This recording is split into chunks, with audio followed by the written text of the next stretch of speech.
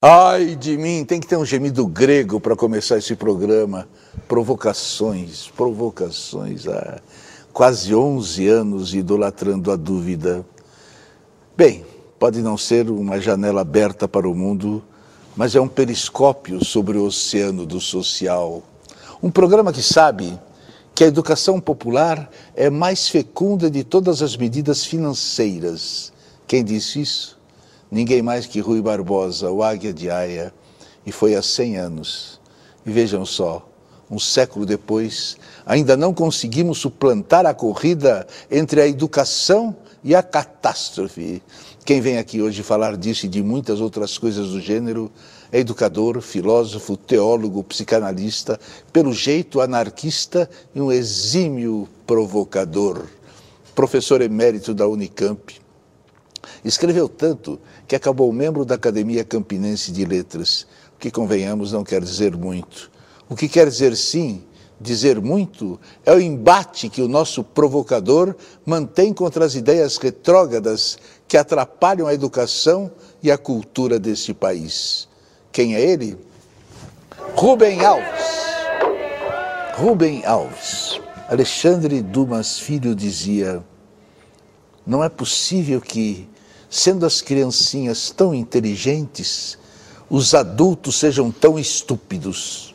Ele acertou na mosca, porque as crianças fazem perguntas incríveis e, com o passar do tempo, elas não sabem mais fazer essas perguntas. Por exemplo, por que a água fervendo amolece a cenoura e endurece o ovo? Quem foi que fez a terra girar? Quem foi que soltou o peão? Por que a chuva cai em gotas e não cai toda de uma vez? Quando eu era menino, eu olhava para cima, eu achava que as nuvens eram... A chuva estava lá, eu tinha medo que caísse tudo em cima de mim. E eu perguntava por que a chuva cai em gotinhas e não cai toda de uma vez. E as crianças são fantásticas. Minha filha adotiva, de 8 anos de idade, chegou para mim e disse: ô Rubem, a história da Cinderela, quando tocasse meia-noite, era para o encantamento acabar. Era para o vestido de baile virar vestido de cozinha, a carruagem era para virar abóbora. Então, por que o sapatinho de cristal não virou tamanco? Bela crítica. Eu já fiz essa pergunta para os mais variados auditórios. Ninguém tinha feito essa pergunta. Uma menininha de 8 anos percebeu que tinha uma coisa errada na história. Elas são fantásticas. Rubem, por que você é um educador, hein? Você sabe que essa é uma pergunta que eu me faço. Eu tenho a impressão que isso tem a ver com o fato estranho que eu já fui pastor. E como pastor, a minha coisa era comunicar ideias. E eu acho que eu me encantei com a comunicação de ideias. Eu criei formas de comunicar as ideias. Tinha muitas ovelhinhas? E tinha mais velhinhas do que ovelhinhas. Mas, então, a ideia de comunicar. E eu descobri uma coisa interessante. Que um artigo de 2 páginas comunica mais do que um livro de 300. E descobri que uma metáfora vale mais do que todas as explicações. Você tem uma boa metáfora. Eu posso te contar uma metáfora que é meio obscena? Claro. Tudo que é obsceno me agrada. É o seguinte, quando eu vou falar sobre a inteligência, eu digo o seguinte: a inteligência, para se entender a inteligência, há de se entender como é que funciona o pênis. O pênis é um órgão flácido, deprimido, está sempre olhando para o chão, querendo fazer nada. Mas, se for provocado, ele sofre transformações hidráulicas extraordinárias, assume a forma de um foguete intercontinental, dispara com fogos de artifícios e é capaz de criar beleza e criar prazer. A inteligência é um órgão flácido, preguiçoso, não quer fazer nada, mas, se for provocada, essa provocação, isso aqui é o início da educação, você tem que provocar.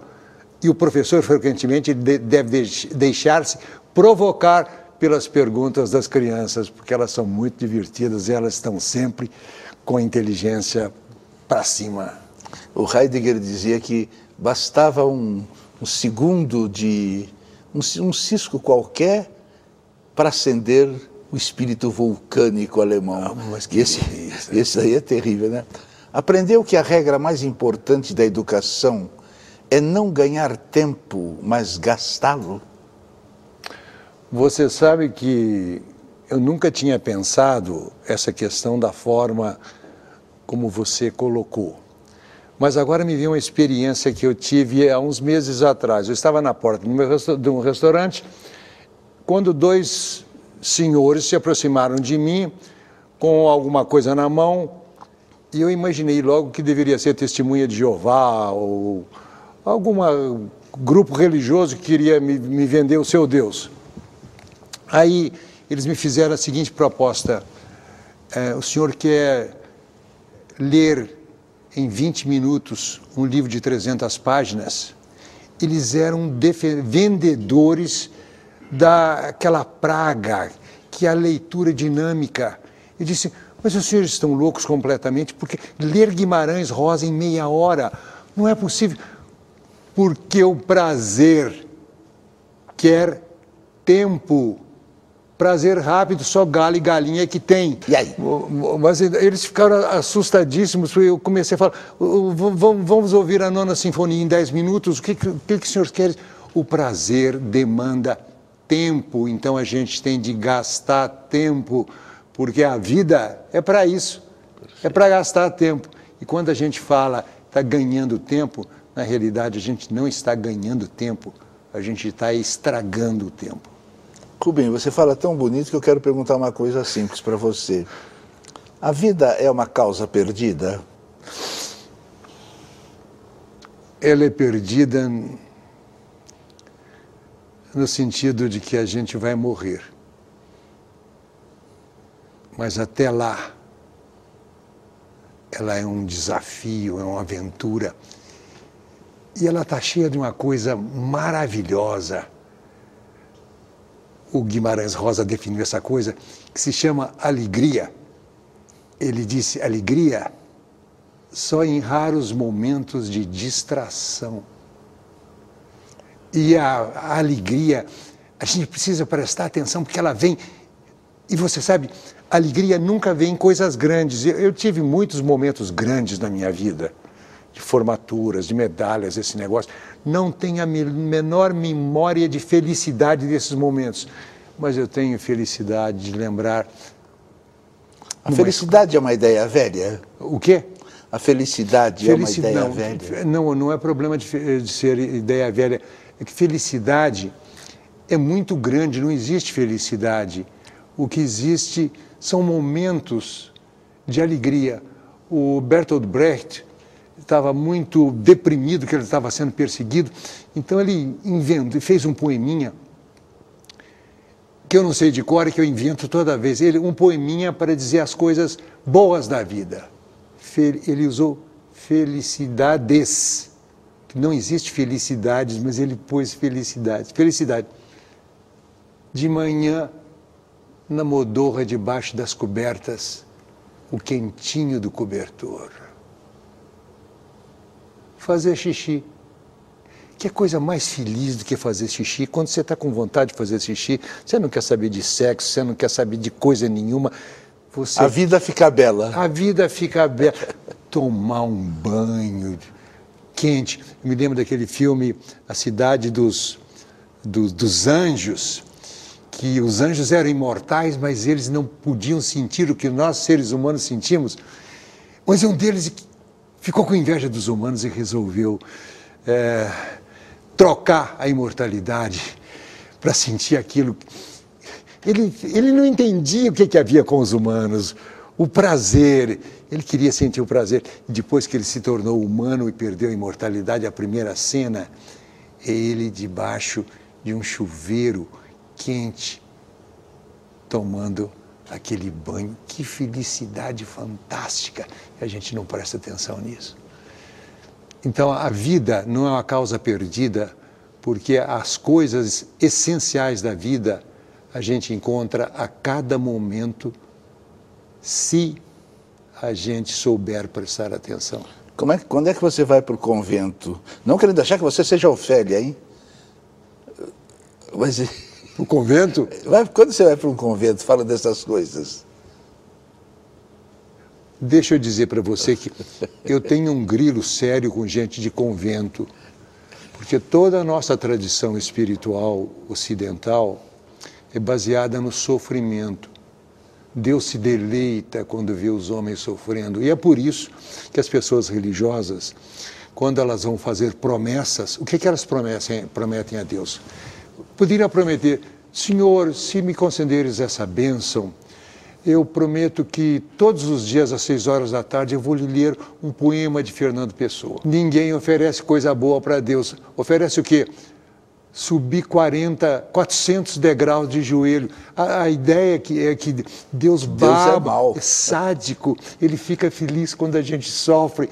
E isso é uma coisa tão horrível, porque dizem as Escrituras Sagradas que Deus criou um jardim de delícias. Delícias. Nós fomos criados para a felicidade. Coisa de Bachelard, né? Que ele dizia lá, o universo tem de encontrar o seu destino de felicidade. Posso dizer que a minha vida eu acho ela espetacular. A partir do momento que os meus olhos veem, minhas pernas andam, meu pulmão respira e eu tenho uma visão espetacular, linda deste céu maravilhoso, mesmo com a poluição de São Paulo. A vida para mim é a base de tudo, né?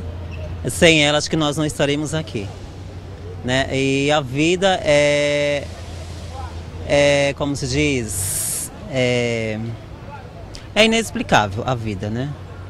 E a vida é tudo na nossa vida.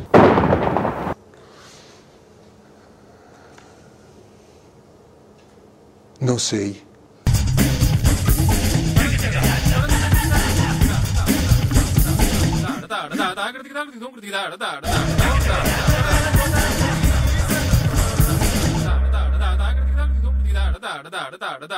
Como se resolve na educação os conflitos entre idealismo e realismo?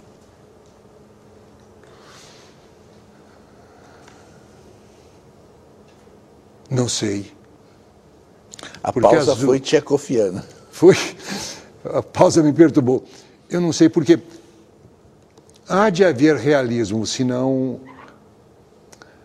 a poesia é frágil. Ela precisa de poder. Para ter poder é preciso realismo, eu preciso saber como é que as coisas são. Mas se eu tiver apenas realismo, eu nunca vou alçar voo. A poesia que me faz alçar voo. Então eu tenho de ter essa combinação dos dois. A poesia me fazendo, não só a poesia, a leitura. A leitura me aliena do medíocre da vida para desse lugar alienado, fora, você ter a condição para saber quais as transformações que você pode fazer sobre a realidade para que ela seja uma resposta ao meu desejo de prazer, de amor. Amor é coisa tão boa, né? O amor é horrível ou não? Amor... O Mishima diz que o amor é horrível, é verdade? Quem falou isso? Mishima. E por isso se matou. Se matou. O amor pode, o amor é a coisa mais triste quando se desfaz. Alguma vez Rubem Alves desiludiu-se? A minha vida é marcada por várias desilusões. que me levaram a ultrapassagens. Por exemplo, eu me desiludi com a religião. Somente me desiludindo com a religião é que eu pude ultrapassar. Me desiludi com o amor, me desiludi com tanta coisa. Mas essas desilusões foram momentos de liberdade, voar, voar, voar. Frase sua. A gente vai vivendo. Se acontecer, aconteceu. Qualquer problema, a gente reconstrói a arca e parte com Noé. Explique. Você me faz cada pergunta, mas é assim mesmo. Você transforma a arca em jangada. Eu acho que Otávio Paz, que em algum momento, se referindo a não sei quem, ele diz isso, que depois do naufrágio, o navio quebrado, batido nos rochedos, sobram pedaços de madeira, e com esses pedaços de madeira a gente constrói não uma arca, porque seria muito grande, mas constrói, quem sabe, um barco para fazer a nossa navegação. Vou te mandar para o convento de novo, com esse otimismo, com esses frangalhos no mar, esses pedaços de madeira aí. Isso não é otimismo. O que é isso? Coragem? Não. Um pouquinho é só. Esperança. Otimismo é quando a gente sorri para o futuro por causa de. Esperança é quando a gente sorri para o futuro a despeito de. Esperança fudeu com a América Latina, a esperança acabou com todo mundo, a esperança não existe mais. Como é que você vem falar em esperança aqui? Um homem que provoca o mundo inteiro com seus romances, vem falar em esperança? Por favor. O Vinícius Moraes que fala sobre isso, né? A esperança, essa coisa, essa luz tênue a que os poetas dão o nome de esperança. Pode ser quando o Vinícius era jovem. João Cabral já arrebentava com o Vinícius nessa época. Tem a esperança de que as coisas da educação nesse país ainda vão mudar um dia? Eu preciso ser verdadeiro. A minha esperança é muito frágil. O que acontece com a educação brasileira é inacreditável, é catastrófico. E você, se você ler minhas coisas sobre educação, você vai ver que o tempo todo eu estou batendo nisso. E, para mim, a possibilidade da educação não tem nada a ver com programas de governo. Depende de duas coisas muito frágeis. Depende dos sentimentos e depende da inteligência dos professores.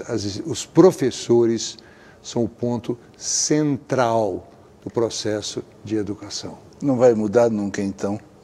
Porque eu dei uma aula outro dia na USP para pós-graduação de rádio e TV. Falei para ele, para nós comunicadores é sempre bom voltarmos aos clássicos. Vamos reler Eurípides. Quem leu Eurípides? Esse silêncio ficou, eu falei, eu vou começar a aula de novo. Para nós comunicadores é sempre bom irmos aos clássicos. Você é um perturbador, né? Vamos ler Eurípides. E a partir daí não quero mais ser professor, eu odeio os professores, eu odeio todos eles deixam essa garotada sem saber nada saindo da faculdade. É verdade, então, você está dizendo. Então, não tem solução. Sei lá, talvez porque talvez porque esse negócio nasceu dentro de mim e eu não sei o que fazer com ele, ele está dentro de mim. Você sabe o que eu quero fazer? Eu sou educador não por dar aula, eu sou educador por escrever. E há um livro que eu escrevi que tem o seguinte nome: Ostra feliz não faz pérola. Ostra, para fazer pérola, tem que ter um grão de areia dentro dela. O grão de areia faz a ostra sofrer. E a ostra faz a pérola para deixar de sofrer. Eu acho que isso acontece comigo. Aconteceu muito nas minhas histórias infantis. Como é que as ideias vieram na minha cabeça? Você sabe que não existe essa coisa, eu vou escrever uma história sobre isso. A história vem, ela vem. Vem por quê? Porque eu estou sofrendo. Eu estou interessado em ajudar uma criança. Uma criança. Por isso eu acho difícil falar na educação. Educação é um nome muito grande. E nessa coisa imensa que você está certo. Eu não posso falar mal dos professores, eu não devo falar mal dos professores, mas... Já falou. Já falei. Eu deixei que você completasse, que você fizesse a confissão que eu não queria fazer, mas que eu tinha de fazer. Então, sabe, vou te dizer, contar uma historinha. Eu recebo muito e-mail de pessoas agradecendo coisas que eu escrevi. Uma vez eu recebi um e-mail de um moço que eu não conhecia, dizendo que ele não gostava de ler, mas que a irmã dele insistiu tanto que ele leu o livro meu e que ele começou a gostar da minha leitura. Aí ele começa a contar um caso. Ele disse, eu ia indo para casa a pé e tive uma visão que eu nunca tinha tido. Eu passei perto de uma árvore e lá tinha um cacho de vagalumes. Eu nunca vi cacho de vagalume, mas eu imagino que deve ser parecido com um enxame de abelhas, aqueles vagalumes luminosos. Ele disse que ele ficou parado, estático diante daquilo, e aí ele disse, aí eu agradeci por ser soro positivo, porque se eu não fosse soro positivo, eu teria passado sem ver. Você escreve uma crônica sobre vagalume. Me interessa esse homem, me interessa as pessoas que estão em busca. Essas pessoas são as pessoas que podem ser educadas. Mas você colocar todas... Olha a palavra que inventaram nas escolas, eu odeio essa palavra. Grade curricular. Eu digo que grade curricular foi uma expressão inventada por um carcereiro desempregado. Você pensar que você pode pegar os currículos e botar em grade, está tudo engradado, e ninguém protesta. Mas então é isso. Por isso que as crianças não aprendem, porque aquelas coisas que se ensinam... Por que uma criança tem que saber o que é dígrafo? É verdade. Não serve para... Mas tem que aprender, porque está na grade curricular, e ninguém protesta. Será que ninguém protesta? Eu acho que a maioria das pessoas simplesmente aceita a grade curricular e os professores têm que dar o programa, e não faz essa pergunta, para que serve isso, para que serve isso? É que antigamente nós tínhamos aquela responsabilidade, a professora tinha a responsabilidade de ensinar. Hoje não. Eu acho que parte mais dos alunos, não dos professores. Dos professores também, um pouco dos professores, que eu acho que o salário deles está muito baixo. E assim, a falta de vontade deles para o ensino é muito pouco, porque eles não têm incentivo. Nenhum tipo de incentivo, e a educação do aluno com o professor está muito baixa. Então, assim, acho que a vergonha do professor na sala é grande. Não, eu não ponho a culpa no mundo, não. Eu vou pôr a culpa na escola mesmo. A escola que está ruim, entendeu? Está botando mais, entendeu? Mais amor, entendeu? Em geral. Quantos gramas de cocô a sua cidade coloca no mundo diariamente?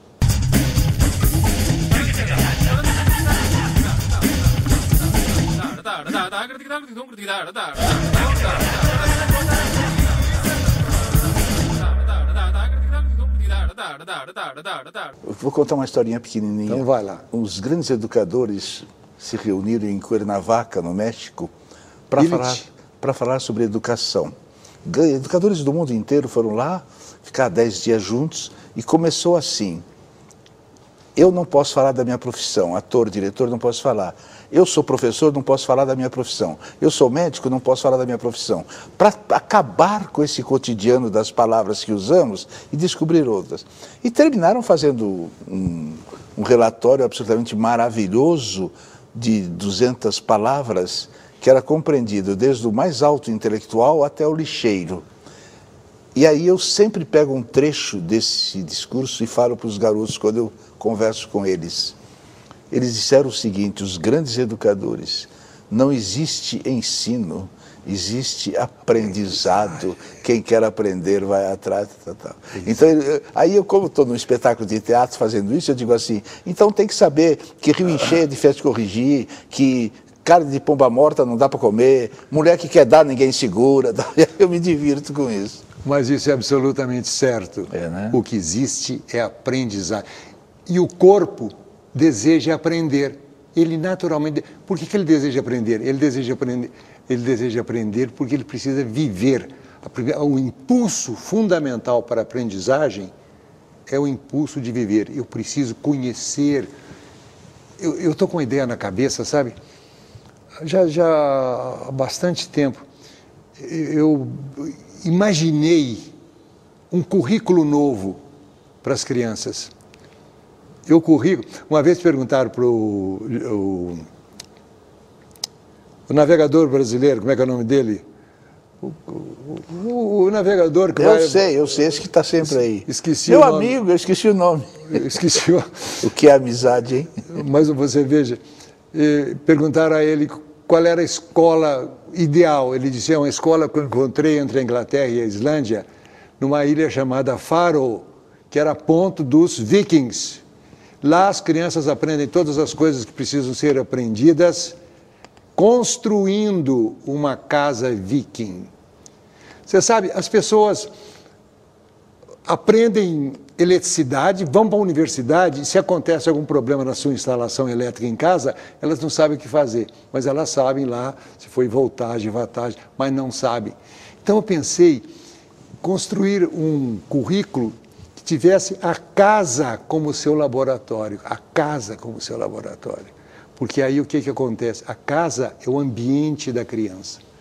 Lá elas...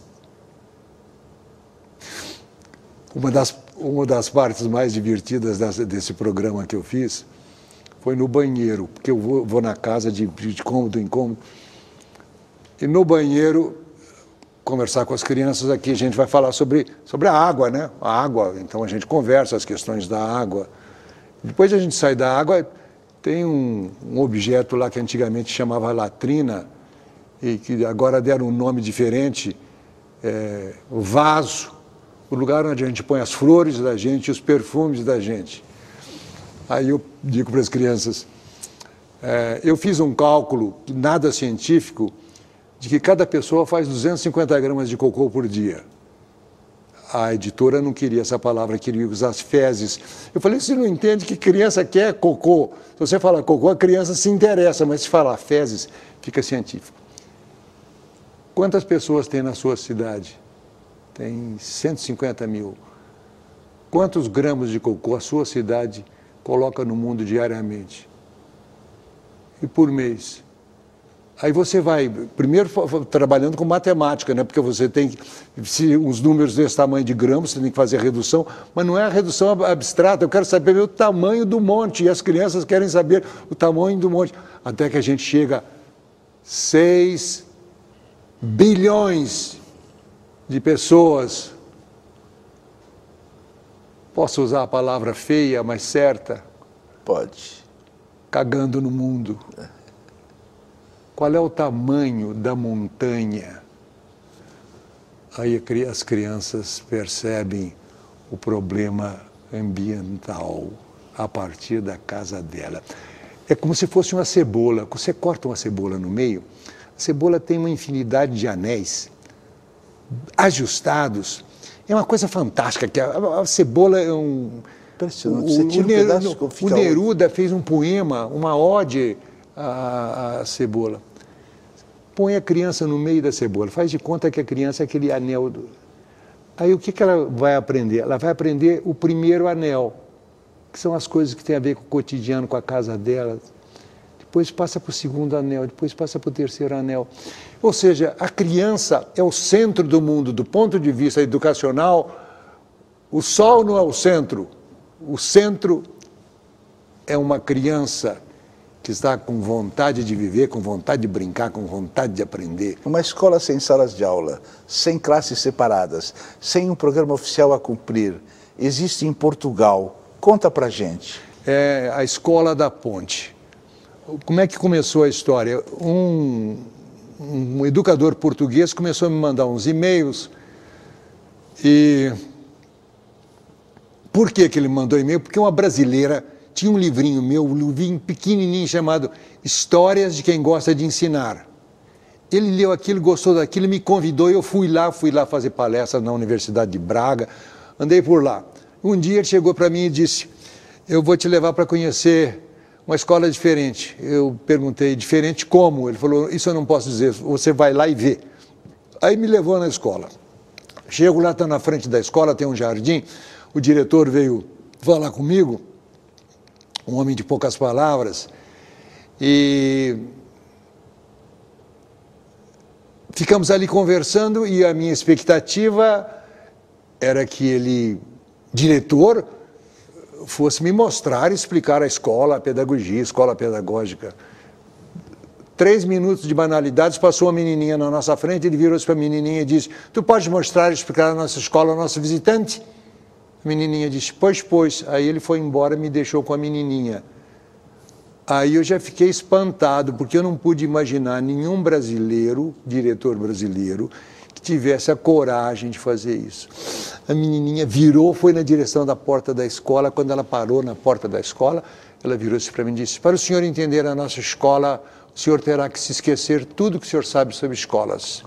Não temos aulas, não temos professores dando aulas, não temos campainhas separando os tempos do pensamento, não temos notas.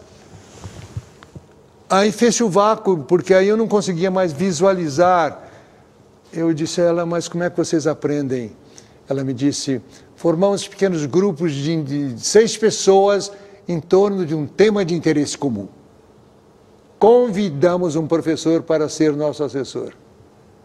Ele nos dá informações de internet e bibliográficas.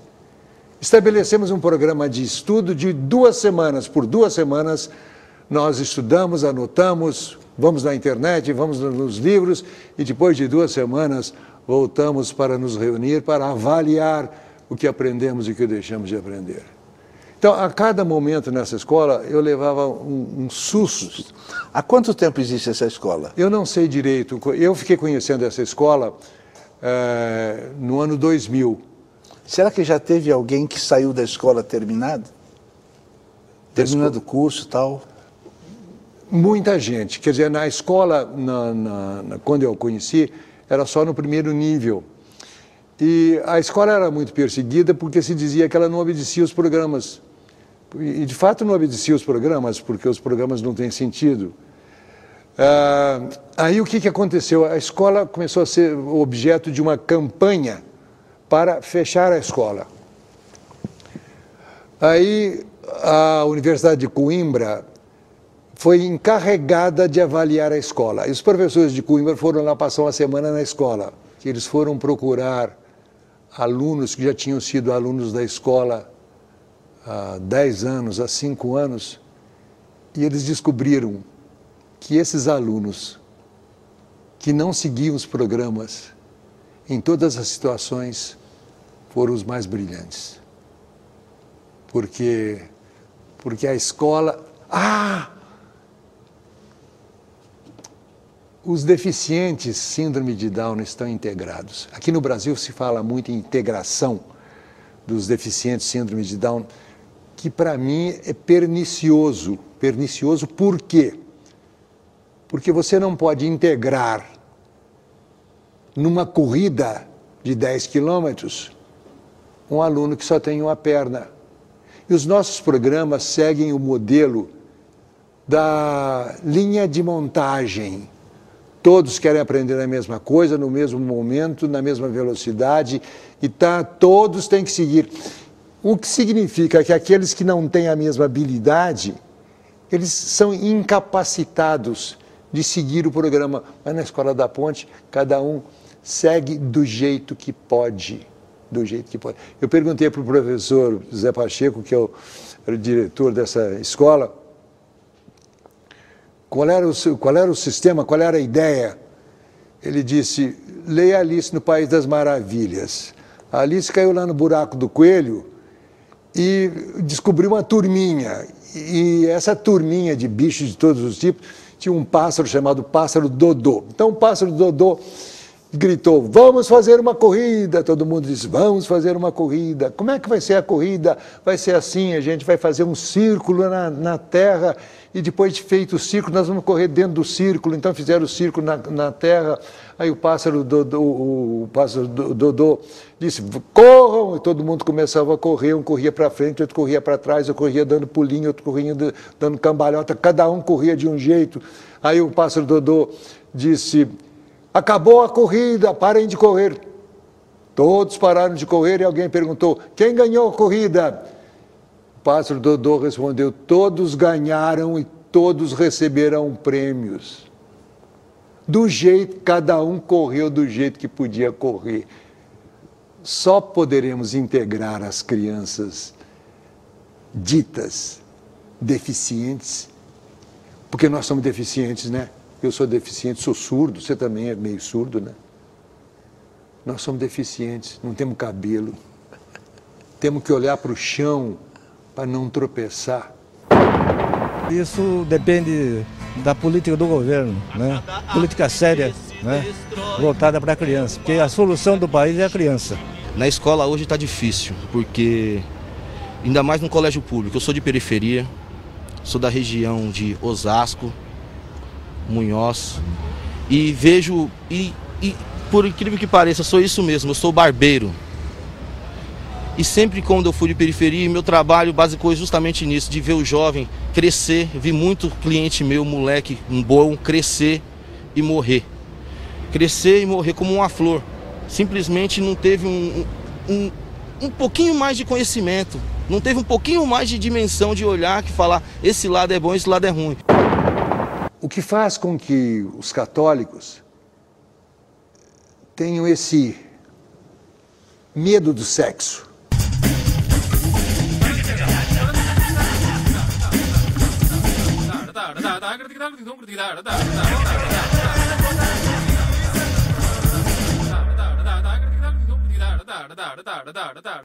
Pastor presbiteriano expulso da igreja por heresia.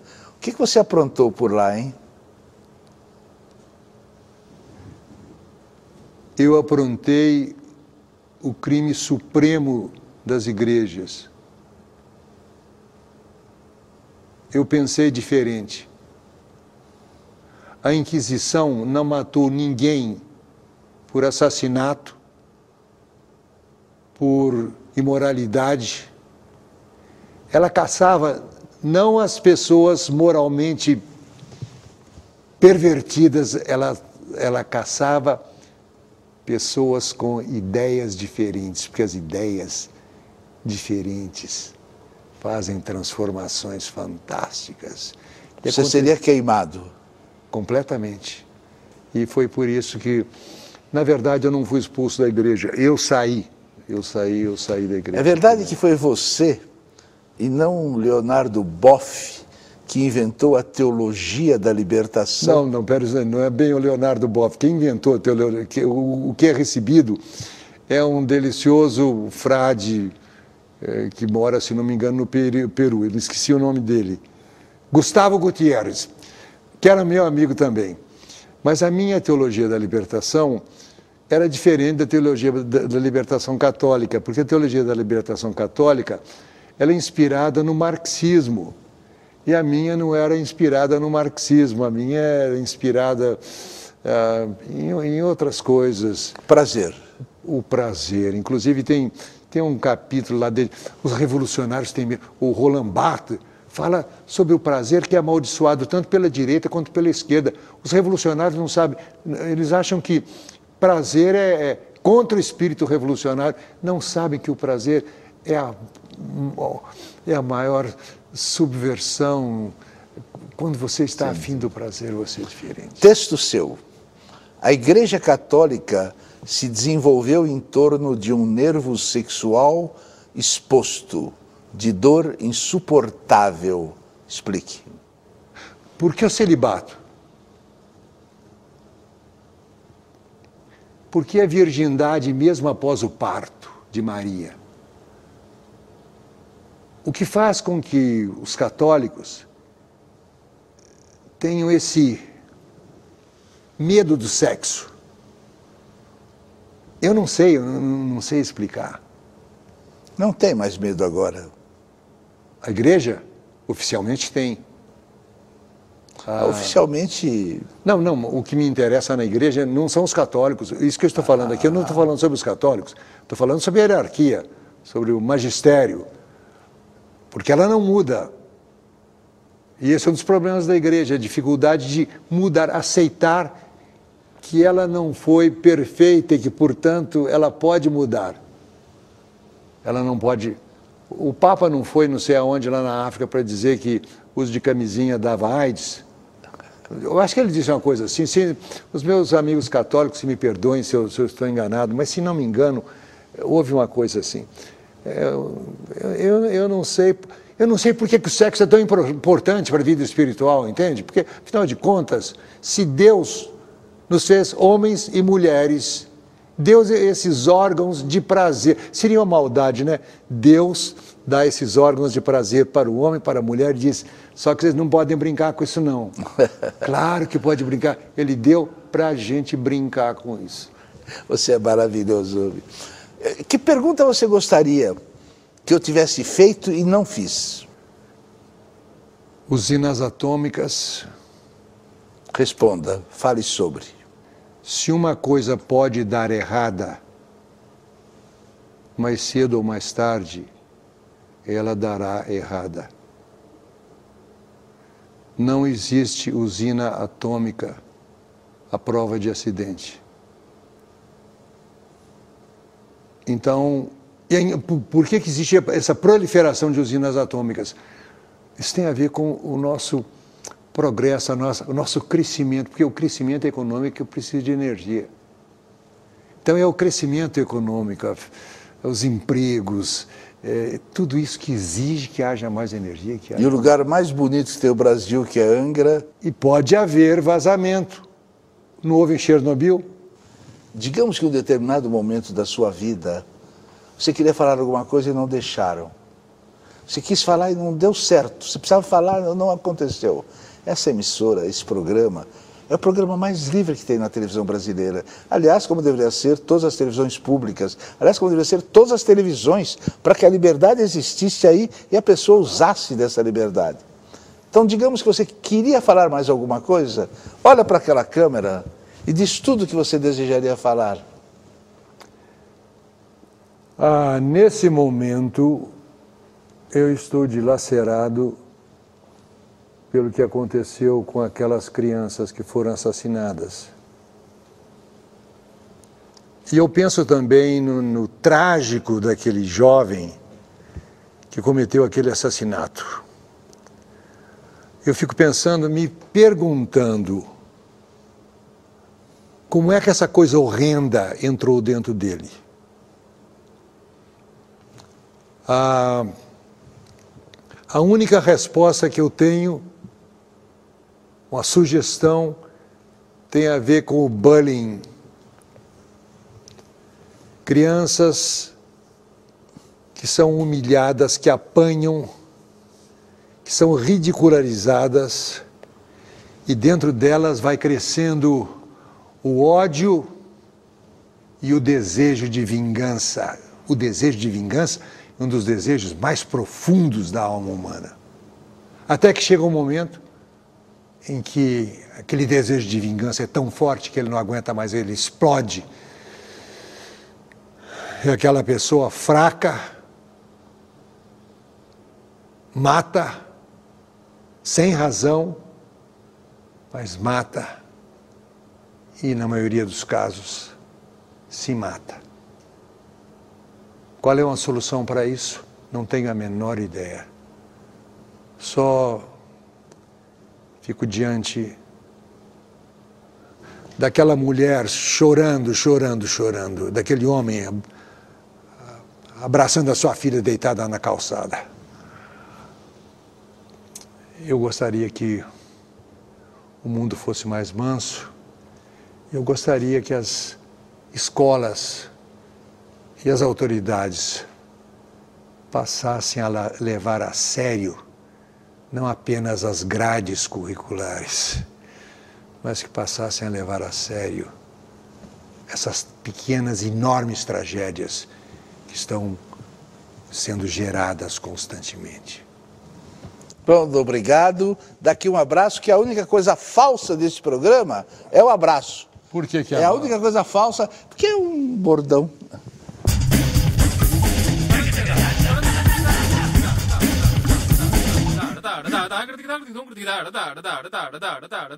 Eu escolho meus amigos não pela pele ou outro arquétipo qualquer, mas pela pupila.